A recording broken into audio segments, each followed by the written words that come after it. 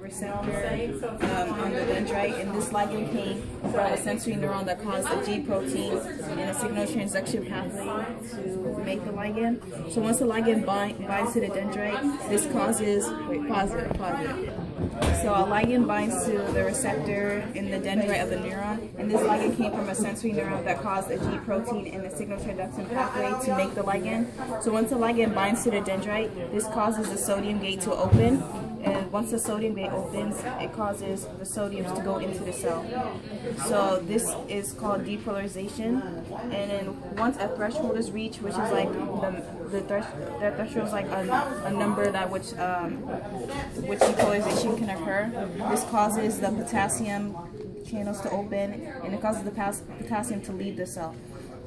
So once the potassium leaves the cell, this is repolarization, and this causes the calcium gate to open, and this causes the calcium to go into the cell. And then there's a calcium receptor on the snap, so when the calcium goes in, it causes microtubules to contract and causes the snap and the snare to bind, and this causes the acetylcholine.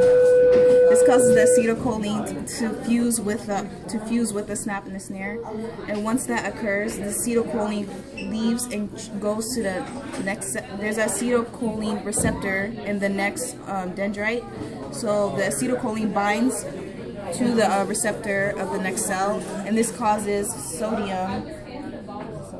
This causes sodium to go into the next cell, the next dendrite neuron cell, and this causes depolarization of the next cell. And once depolarization of the next neuron happens, acetylcholinesterase binds to the acetylcholine and it breaks it down. And once this occurs, the resting potential of this neuron has to occur. So the sodium-potassium pump takes the sodium out of the cell and tries to bring it back to resting potential.